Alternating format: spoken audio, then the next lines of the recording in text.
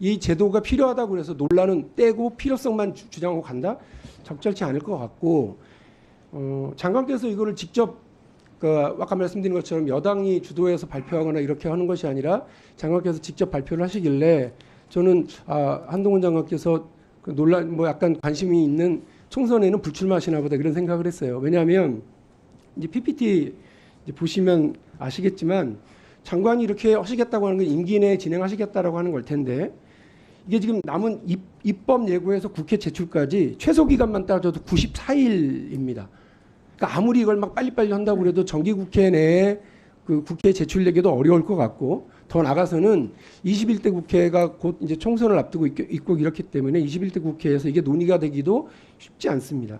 그러니까 장관께서는 이걸 발표만 하고 야당은 패싱하고 이제 논란은 국민들에게 떠넘기는 방식으로 하시지는 않을 거기 때문에 총선 기간에도 또 논란이 막 증폭될 거기 때문에 당연히 이거를 내가 발표하고 내가 책임지고 내 임기 안에 이걸 모든 사회적 논란과 이런 것도 잘 조정해 나가면서 가겠다 이런 의지로 저는 생각을 했어요. 설마 이 법을 던져놓고 국회에서 논란 벌어지고 사회적 논란은 벌어지고 그러는데 장관은 총선 출마하겠다고 이렇게 몸을 빼거나 그러시지는 않겠죠. 이런 생각을 했습니다.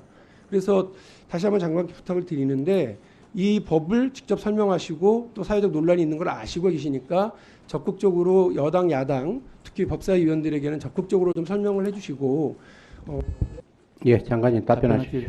예. 이 법에 대해 설명할 기회를 주셔서 고맙습니다. 이런 내용이 추진이 필요하다는 점에 대해서는 오래전부터 얘기가 많이 있었습니다. 다만 이 점은 세계적으로 저희가 1년 이상 연구를 해봤습니다만 완벽한 방안은 없습니다. 저희는 최선의 방안이라고 생각한 것을 1년 가까이 연구한 결과를 낸 것이지 말씀하신 논란 같은 걸 당연히 생각해보지 않았던 것은 당연히 아닙니다. 그럼에도 불구하고 필요하다는 말씀을 드리는 거고요. 그러니까 지금처럼 그냥 방치할 거냐 아니면 대책을 세울 거냐 이 두 가지 선택에서 저는 대책을 세워야 한다고 판단하는 것이고 국민들도 그걸 원하신다고 생각합니다. 그럼에도 불구하고 일단 추진해야 한다고 한다면 저희 같은 방식이 저는 최선이라고 생각하고 다만 그걸 어느 지역에 어디다 설치할 것이다라는 말을 미리 먼저 지금 2단계에서 당연히 그건 부수되는 것이 깊이 고민하고 있습니다만 그 부분을 앞세우게 되면 이 논의는 진행이 불가능할 겁니다. 오히려 객관적이고 냉정한 국익을 위한 논의를 위해서 저희가 입법 예고를 지금 하는 것이잖아요. 국회 단계에서 철저하게 좋은 의견을 내주셨으면 좋겠고 이 법에 대해서는 일종의 이런 부분은 문제 있을 수 있다. 이런 문제의식 저도 같이 그것 때문에 저희가 1년 걸린 거거든요. 그런데 그럼에도 불구하고 해야겠다고 판단한 것이고 그리고 그런 지적은 쉬운데요. 그러면 그 대신 더 좋은 대안이 있느냐.